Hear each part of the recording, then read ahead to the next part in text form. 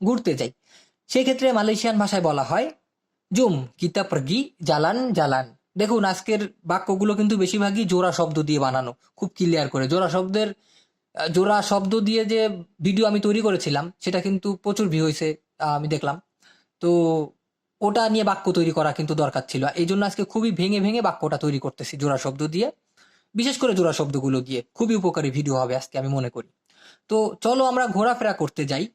Malaysian ভাষা হবে zoom কিতা pergi জালান জালান। জুম কিতা pergi জালান জালান।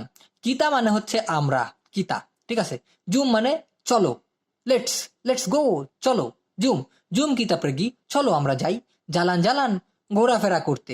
যদি বলতো হাওয়া খেতে তাহলে হতো কি মাকান আঙিন। মাকান মানে হচ্ছে খাওয়া, আঙিন মানে কি বাতাস। তো এখানে যেহেতু ঘোরাফেরার কথা বলতেছি জালান জালান হবে। হ্যাঁ, তো কি হলো জুম কিতা pergi জালান জালান, চলো আমরা ঘোরাফেরা